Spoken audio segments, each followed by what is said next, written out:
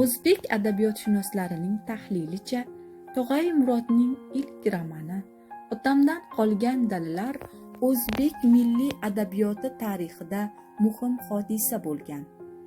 Asarni yozishga kirishar ekan yozuvchi o'zining hayot haqidagi bilim, tasavvurlarini qayta tanqidiy taftishdan o'tkazadi.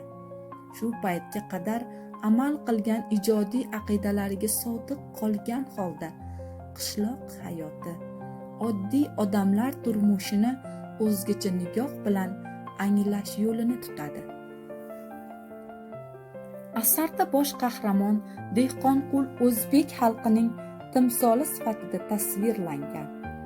3 avlod vakillari Jaloliddin Ketmon, uning o'g'li Aqrab va uning farzandi Dehqonqul obrazi orqali o'zbek xalqi hayotining fojiali qirralarini yoritib bergan. Bolalikdan qullik zulmiga ko'nikkan, hayotni faqat mehnatdan iborat deb bilgan Dehqonqul uchun dalalari va paxtasi muhim. Uning uchun dalalarining yaxshi saqlanishi, mo'l hosil berishigina saodatdir.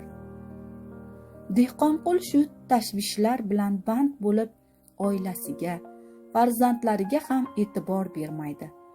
Markazdan kelguvchi mehmonlarga atab bozor qiladi, biroq bolalariga kelganda kambag'alligi ko'rinadi. Siyosatdan yiroq bo'lgan bo'lsa-da, asar yakunida paxta ishi sababli qamaladi. Shuncha yil qul bo'lib yashagan Dehqonqulning ko'zi shunda ochiladi. Hayotdagi barcha fojialarni ana o'shanda anglab yetadi. Tog'ay Murod ushbu romani haqida shunday fikr bildirgan: men bu asarim bilan o'zbek xalqiga haykal qo'yaman. Aziz kitobxon, ushbu otamdan qolgan dalalar asarini bir marotaba bo'lsa ham o'qib chiqishingizga tavsiya etib qolamiz.